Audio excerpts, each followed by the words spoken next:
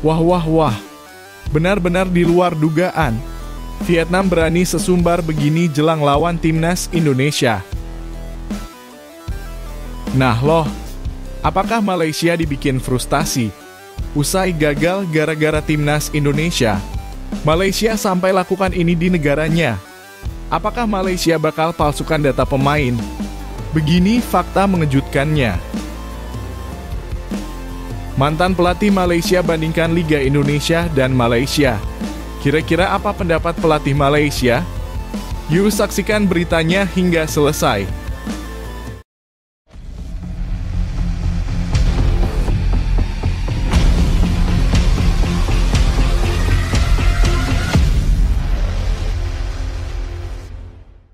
Mohon subscribe channel Timnasku Indonesia agar tidak ketinggalan informasi Timnas Indonesia. Vietnam berani sesumbar jelang lawan timnas Indonesia U23. Atmosfer panas menyelimuti laga final Piala AFF U23 2025 antara timnas Indonesia U23 melawan Vietnam. Jelang pertandingan yang akan digelar pada Selasa 29 Juli 2025, media Vietnam mulai melancarkan perang urat saraf. Mereka menunjukkan kepercayaan diri yang sangat tinggi, bahkan terkesan meremehkan kekuatan Garuda Muda. Salah satu media ternama di Vietnam, Soha, dengan lantang menyebut bahwa Indonesia hanyalah korban yang siap mereka taklukkan kembali di partai puncak nanti. Klaim ini jelas bukan sekadar analisis biasa, ini adalah bentuk sesumbar yang bisa memicu bara semangat dalam dada para pemain Indonesia. Dalam salah satu artikel yang ditulis oleh Soha, mereka menyebut bahwa timnas U23 Vietnam telah berkali-kali menjadikan Indonesia sebagai mangsa mudah di berbagai ajang. U23 Vietnam telah menjadikan U23 Indonesia korban berkali-kali dan skenario di pertandingan final mendatang mungkin terulang, tulis mereka tanpa ragu. Ucapan ini tak hanya menyulut emosi pecinta sepak bola di tanah air, tetapi juga bisa menjadi bahan bakar semangat bagi skuad asuhan Gerald Vandenberg untuk membalikan narasi dan mencatatkan sejarah baru. Kehadiran puluhan ribu supporter di stadion nanti seolah tak dianggap oleh media Vietnam. Mereka menepi segala kemungkinan bahwa tekanan supporter bisa memengaruhi mental tim mereka. Ini jelas bentuk overconfidence yang bisa menjadi bumerang. Sepak bola bukan sekadar permainan angka dan statistik, tapi juga permainan emosi, mental, dan semangat juang. Timnas Indonesia U23 yang lolos ke final dengan cara dramatis pastinya punya motivasi lebih untuk membungkam semua keraguan, apalagi setelah lawan secara terang-terangan meremehkan mereka. Kita tentu masih ingat bagaimana kerasnya perjuangan Garuda Muda di sepanjang turnamen ini. Dari awal yang tidak mudah hingga mampu menyingkirkan tim-tim kuat dan kini berada di partai puncak. Semua pencapaian ini menunjukkan bahwa Indonesia bukan tim sembarangan. Ketika media Vietnam menyebut kita korban, itu bukan hanya sebuah provokasi, melainkan penghinaan terhadap kerja keras seluruh pemain dan pelatih yang sudah berdarah-darah demi membawa nama bangsa. Pertandingan nanti bukan hanya soal trofi, tapi juga soal harga diri. Ini saatnya Indonesia membuktikan bahwa mereka tidak bisa dipandang sebelah mata. Keangkuhan media Vietnam perlu dijawab dengan permainan elegan namun mematikan. Jika Garuda Muda mampu mengendalikan tekanan dan tampil fokus sepanjang laga, bukan tak mungkin Vietnam akan menyesali sesumbar mereka sendiri. Karena sepak bola tak pernah pasti tim yang diremehkan bisa jadi tim yang tertawa paling akhir. Masyarakat Indonesia saat ini hanya bisa berharap dan berdoa sembari memberi dukungan penuh kepada para punggawa muda yang akan bertarung di atas lapangan. Media Vietnam boleh saja sesumbar, tapi semangat Garuda yang terluka akan menjadi kekuatan yang tak terbendung. Saatnya kita tunjukkan bahwa Indonesia bukan korban, tapi penantang sejati yang siap meraih gelar juara. Bagaimana menurut kalian, apakah timnas Indonesia U23 bisa membungkam mulut besar media Vietnam dan membawa pulang trofi juara? Tulis pendapat kalian di kolom komentar dan beri semangat untuk Garuda Muda.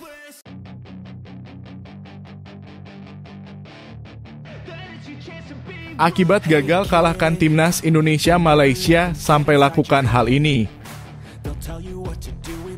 Gagal lolos ke semifinal Piala AFF U23 2025 ternyata menjadi tamparan keras bagi Malaysia. Kekecewaan mendalam menyelimuti Harimau Malaya Muda usai langkah mereka terhenti di babak penyisihan grup. Salah satu momen paling menyakitkan tentu saja adalah kekalahan dari timnas U23 Indonesia yang menjadi titik balik nasib mereka di turnamen tersebut. Kekalahan itu tak hanya menyakitkan secara teknis, tapi juga membuka mata seluruh elemen sepak bola Malaysia bahwa ada sesuatu yang salah di sistem mereka, khususnya dalam hal pembinaan pemain muda.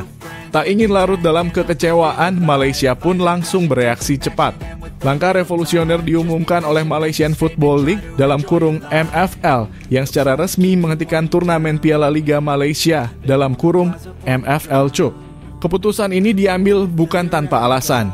Shazli Shaikh, pejabat eksekutif sementara MFL, menegaskan bahwa fokus utama mereka saat ini adalah memberi ruang lebih luas kepada para pemain muda untuk tampil di kompetisi tertinggi, yaitu Super League. Dengan dihentikannya MFL Cup, para pemain muda diharapkan bisa mendapatkan menit bermain yang lebih banyak dan bersaing di level yang lebih kompetitif. Menurut Shazli, Malaysia selama ini justru terjebak dalam sistem yang kurang berpihak pada perkembangan pemain muda. Rata-rata usia pemain di liga mereka cenderung tua, dengan banyaknya pemain asing serta pemain senior yang terus mendominasi. Alhasil, talenta muda lokal kesulitan mendapatkan tempat untuk berkembang, apalagi unjuk gigi di ajang internasional. Inilah yang menurutnya menjadi penyebab menurunnya prestasi Malaysia di level U23, termasuk dalam turnamen AFF U23 kali ini. Melihat ke Indonesia, Malaysia seolah tersadar bahwa negeri jiran ini sudah lebih dulu mengambil langkah berani. Liga Indonesia sejak beberapa musim terakhir telah menetapkan aturan wajib memainkan pemain U23 minimal selama 45 menit di setiap pertandingan. Hasilnya, muncul generasi baru yang menjanjikan seperti Rizky Ridho, Hernando Ari, hingga Marcelino Ferdinand yang kini jadi andalan timnas Indonesia. Kebijakan tersebut terbukti memberikan ruang tumbuh bagi bakat muda dan memperkuat fondasi tim nasional untuk masa depan. Malaysia tentu tidak ingin terus tertinggal. Kekalahan dari Indonesia bukan hanya soal skor, tapi juga menjadi sinyal bahwa mereka harus berubah. Kini revolusi sudah dimulai. Langkah besar yang diambil Federasi Sepak Bola Malaysia bukan hanya demi menyelamatkan masa depan sepak bola negeri itu, tetapi juga menjadi bukti bahwa kekalahan bisa menjadi pelajaran paling berharga jika disikapi dengan bijak dan responsif. Pertanyaannya sekarang, apakah revolusi ini akan benar-benar membawa dampak positif dalam jangka panjang? Apakah Malaysia akan segera menyusul jejak Indonesia dalam membentuk generasi emas melalui kebijakan liga yang pro pemain muda? Atau justru langkah ini hanya menjadi reaksi sesaat tanpa implementasi berkelanjutan? Bagaimana menurut kalian, apakah Malaysia pantas panik dan mengubah sistem hanya karena kalah dari Indonesia? Apakah Indonesia sudah benar-benar menjadi contoh terbaik dalam mengelola pemain muda? Yuk, tulis pendapat kalian di kolom komentar.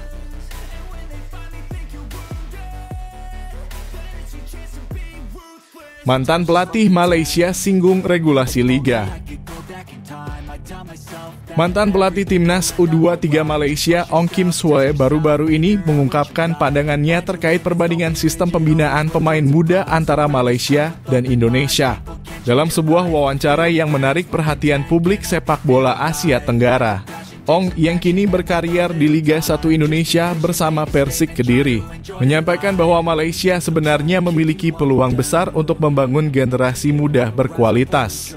Namun menurutnya peluang tersebut hanya akan menjadi harapan kosong jika tidak dibarengi dengan regulasi yang mendukung dan komitmen kuat dari seluruh pihak. Ong Kim Sue tidak menampik bahwa Liga Super Malaysia sudah mulai memberi ruang bagi pemain U23 untuk tampil. Namun ia menilai bahwa kehadiran mereka di lapangan sejauh ini belum memberikan dampak signifikan. Bahkan ia menyebut bahwa tidak banyak pemain muda Malaysia yang benar-benar bisa mencuri perhatian atau menjadi pilar utama di klubnya masing-masing.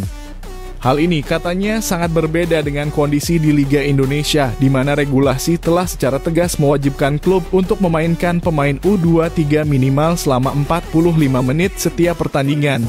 Pelatih yang pernah menangani Malaysia di berbagai ajang internasional ini secara terbuka mengakui keunggulan Indonesia dalam hal pembinaan pemain muda. Ia menilai bahwa kebijakan tersebut meskipun tampak sederhana, mampu menciptakan sistem yang lebih sehat dan memberi kesempatan nyata bagi para pemain muda untuk berkembang. Namun demikian, Ong juga menyoroti sisi lain dari kebijakan ini, yakni praktik sebagian pelatih yang hanya memainkan pemain muda untuk menggugurkan kewajiban, lalu segera menggantinya setelah menit ke-45. Menurut Ong, jika pelatih hanya menjadikan regulasi sebagai beban administratif tanpa memikirkan dampaknya pada proses pembinaan, maka hasil yang didapat pun tidak akan maksimal.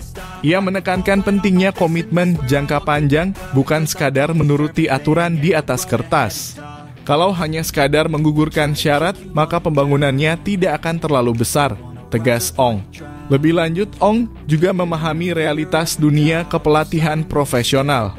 Ia mengatakan bahwa pelatih manapun, termasuk dirinya, tentu akan lebih memilih pemain yang bisa menjamin kemenangan.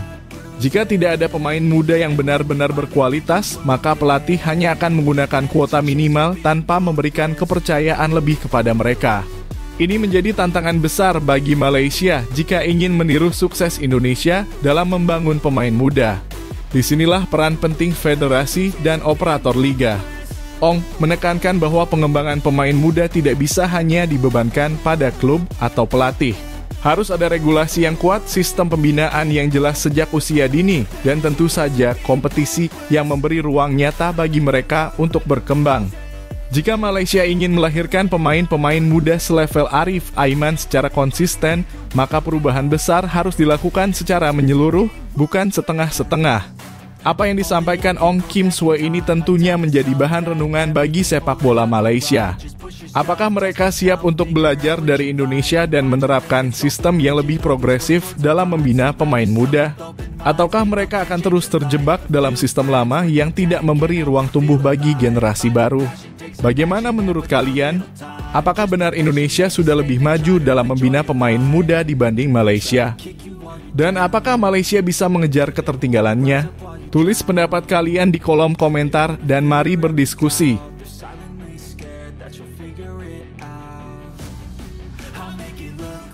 Kim Sang-sik langsung dapatkan data timnas Indonesia di final Piala AFF U23. Benar-benar di luar dugaan, strategi mengejutkan datang dari pelatih Vietnam U23, Kim Sang-sik, jelang laga final Piala AFF U23 2025. Setelah timnya memastikan tiket final usai menang 2-1 atas Filipina di semifinal, Kim tak memilih beristirahat atau menggelar latihan ringan seperti kebanyakan pelatih. Ia justru memutuskan langkah tak lazim hadir langsung di Stadion Utama Gelora Bung Karno (SUGBK) untuk mengamati laga semifinal antara Indonesia melawan Thailand pada Jumat 25 Juli 2025. Langkah ini bukan hanya menunjukkan keseriusannya, tetapi juga menjadi sinyal kuat bahwa Vietnam benar-benar mempersiapkan diri secara detail untuk menghadapi Garuda Muda. Sementara para pemain Vietnam tetap berada di hotel untuk menganalisis pertandingan melalui rekaman video, Kim dan staf pelatihnya memilih datang ke stadion dan mengamati langsung dari tribun. Ini tentu menjadi kejutan tersendiri. Biasanya pelatih hanya mengandalkan tayangan video dan data statistik. Namun Kim sadar bahwa final melawan Indonesia tak bisa dianggap remeh. Ia ingin mendapatkan gambaran visual yang lebih nyata, lebih intuitif, dan melihat langsung bagaimana Indonesia bermain dalam tekanan nyata. Langkah ini juga bisa dibaca sebagai perang psikologis yang dimainkan pelatih berpengalaman asal Korea Selatan tersebut. Kehadirannya di stadion bisa saja memengaruhi mental pelatih dan pemain Indonesia, terutama karena dia secara terbuka menunjukkan bahwa ia mengincar kelemahan Garuda Muda. Dalam pernyataan awalnya, Kim terlihat cukup diplomatis. Ia memuji perkembangan sepak bola Indonesia dari era Shin Tae-yong hingga kini di bawah Gerald van den Burg. Katanya, saya belum pernah berhadapan dengan pelatih baru Indonesia, jadi saya akan pelajari mereka lebih lanjut. Tapi saya akui Indonesia terus berkembang dan kini menjadi tim yang semakin kuat. Namun pujian itu rupanya hanya bagian dari strategi awal. Setelah menyaksikan langsung permainan Indonesia saat mengalahkan Thailand, Kim mulai berbicara lebih tajam. Dalam wawancaranya dengan media Vietnam, Twitter, ia mengungkapkan bahwa penguasaan bola Indonesia belum setara dengan Vietnam. Indonesia memang berusaha mengontrol permainan, tapi belum sebaik Vietnam. Mereka justru lebih kuat saat melepas bola dan menyerang lewat ruang di belakang pertahanan lawan, ucap Kim tanpa basa-basi. Pernyataan ini jelas bisa memicu tensi panas jelang final yang akan digelar pada 29 Juli 2025 di SUGBK. Bukan hanya karena Kim meremehkan kemampuan Indonesia dalam mengontrol permainan, tapi juga karena ia secara tidak langsung menantang strategi pelatih Gerald van den Burg.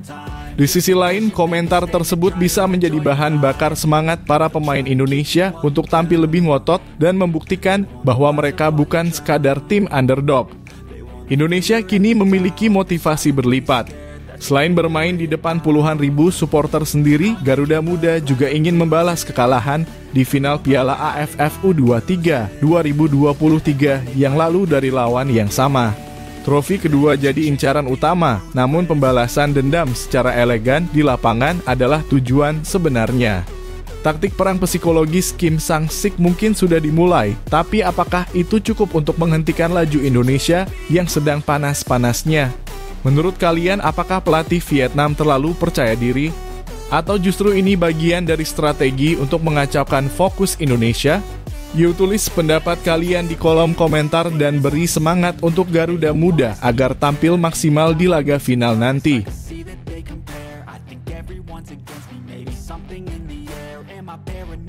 Kondisi cedera Jens Raven jelang lawan timnas Thailand.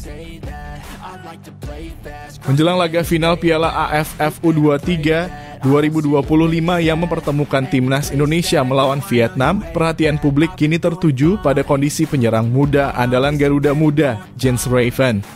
Pemain berusia 19 tahun ini menjadi sorotan usai tampil gemilang dalam laga semifinal menghadapi Thailand di Stadion Gelora Bung Karno dalam kurung SUGBK Jumat malam 25 Juli 2025. Sayangnya di tengah euforia kemenangan yang diperoleh lewat drama adu penalti 7-6, muncul kabar kurang menyenangkan mengenai kondisi kebugaran sang striker. Manajer Timnas Indonesia U23 Ahmed Zaki Iskandar secara langsung mengungkapkan bahwa Jens Raven mengalami kelelahan parah bahkan cedera setelah laga krusial tersebut. Menurut Zaki, kondisi Jens masih belum bisa dipastikan saat ini karena sang pemain baru akan menjalani pemeriksaan dan observasi lanjutan oleh tim medis. Besok diobservasi semuanya, ujar Zaki di Jakarta memberi sedikit gambaran soal betapa seriusnya situasi fisik pemain Bali United itu. Rasa sakit yang dialami Jens sebenarnya sudah terlihat jelas pada babak kedua perpanjangan waktu. Sang pemain sempat terlihat memegangi bagian kakinya dan berjalan terpincang-pincang sebelum akhirnya digantikan. Meski begitu, peran Jens dalam pertandingan tersebut begitu vital. Golnya di menit ke-84 sempat membawa Indonesia unggul sebelum akhirnya Thailand menyamakan kedudukan dan memaksa pertandingan dilanjutkan ke adu penalti. Tidak berlebihan jika publik menyebut Jens Raven sebagai pahlawan timnas Indonesia dalam laga tersebut. Dengan postur ideal dan insting gol yang tajam, Jens bukan hanya menjadi target man, tetapi juga menjadi pemecah kebuntuan saat tim sedang dalam tekanan. Ketidakhadirannya di partai final jelas akan menjadi kehilangan besar bagi skuad asuhan Gerald van den Burg. Zaki sendiri pun belum bisa memastikan apakah Jens akan diturunkan atau tidak dalam laga kontra Vietnam nanti. Pemain akan melakukan recovery, ungkapnya singkat seolah menyiratkan bahwa semua kemungkinan masih terbuka. Bukan hanya Jens Raven yang tengah dibayangi cedera. Tim medis juga akan mengevaluasi kondisi dua pilar penting lainnya, yaitu Tony Firmansyah dan Arkan Fikri. Kedua pemain ini mengalami cedera lebih awal di fase grup dan bahkan tidak tampil sama sekali di babak semifinal. Padahal kehadiran Tony di lini belakang serta kreativitas Arkan di lini tengah sangat dibutuhkan untuk mengimbangi permainan agresif Vietnam. Kami lihat juga perkembangan Tony Firmansyah dan Arkan Fikri untuk kondisi terakhirnya, tambah Zaki. Final Piala AFF U23 kali ini menjadi laga yang sangat ditunggu-tunggu. Pertemuan antara Indonesia dan Vietnam bukan hanya soal trofi, tetapi juga gengsi dan pembuktian generasi muda dua negara kuat di Asia Tenggara. Vietnam, yang juga tampil dominan sejak babak penyisihan, tentu sudah menyiapkan strategi untuk meredam serangan Indonesia. Tanpa Jens Raven, bisa jadi Garuda Muda harus mengubah skema permainan mereka. Kini publik Indonesia menanti kabar terbaru dari tim medis. Apakah Jens Raven akan pulih tepat waktu? Atau justru harus absen dan menyaksikan rekan-rekannya dari bangku cadangan? Satu hal yang pasti, apapun kondisinya, Jens sudah menunjukkan dedikasi luar biasa untuk merah putih. Lalu bagaimana menurut kalian? Apakah timnas Indonesia tetap bisa maksimal jika Jens Raven absen di final nanti? Apakah ada sosok lain yang bisa menggantikan perannya di lini depan? Tulis pendapat kalian di kolom komentar dan mari kita doakan yang terbaik untuk Garuda Muda di laga final.